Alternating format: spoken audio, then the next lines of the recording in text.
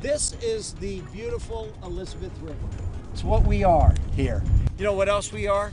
We're an area that has a bunch of abandoned vessels like the Alyssa. It's anchored right here, not sitting on the bottom. People want to know, how come someone's not towing this thing away? I have that story coming up. New at 5:30, our Capitol Bureau has reaction from the Virginia governor to new hurdles to his legislative agenda. Also new at 5:30, we head to North Carolina for the first day of early in-person voting. Tonight, 10 on Your Side has continuing coverage of the effort to remove abandoned boats from local waterways. We've reported about a group successfully removing them from Virginia Beach. Now another group is hoping to get rid of eyesores in other parts of Hampton Roads. 10 on Your Side's Andy Fox started wondering, who are we holding accountable? And why aren't elected leaders doing something about this?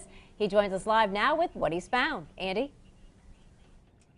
Regina and Stephanie, it is beautiful out here on the Elizabeth River. It's absolutely great, except for that. Abandoned vessels out here. People wake up to this every single morning and they want something done about it. Let's go up to Drone 10. This is the site we're talking about. This is the Fantasy. On the bottom of the river, we reached out to State Delegate Barry Knight from Virginia Beach, one of the most powerful leaders in the General Assembly, and asked him what can be done about sunken vessels in Hampton Roads and Virginia. They're an eyesore, they're a hazard to navigation, and they're an environmental concern. Delegate Barry Knight, if that's true, what is the General Assembly doing about abandoned boats and waterways? Who's taking responsibility to get these derelict boats and vessels out of the water? As of now, it's nobody. Nobody, and that really bothers businessman Andy Sutter of the Freedom Boat Club. Someone pays me, $5,000 to join the boat club, and then we get to look at this bullshit.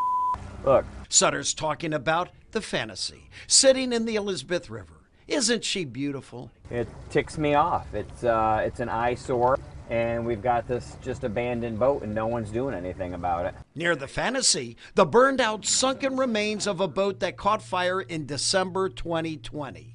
The owner of that boat has now tied up his new boat to the rusty wreck. So now during low tide, we see it, and it just sits here. Here's another one. Look closely there. See the sunken hull underwater. The boat had sunk.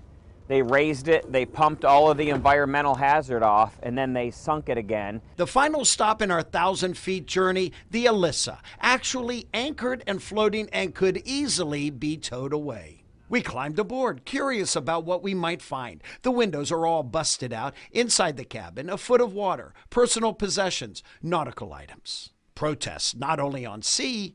We have called 4 years.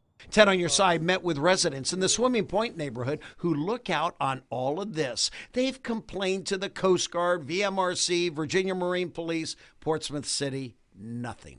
My message is for somebody to try to take responsibility for having these boats removed. Which brings us back to Delegate Knight, who says he's now taking the lead by pushing a state budget amendment for $3 million for the removal of derelict boats from Virginia waterways. This is not a done deal, but I think we'll get it funded. To supplement that, how about increasing the Virginia State boat registration fee? Watch Delegate Knight's mind at work. We could put it in the boat registration fee. Why don't you So what do you're that? saying that? Yes. Because I just thought of it right now. Yeah, that's $25, and it's That's all right. earmarked, and that builds on the $3 million. That's something that we ought to look at. Something we ought to look at.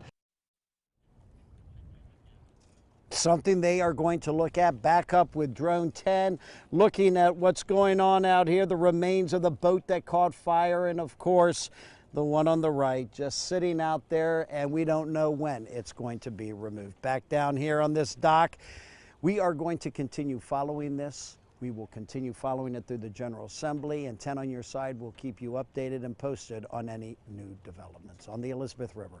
Andy Fox, 10 on Your Side. Thanks, Andy.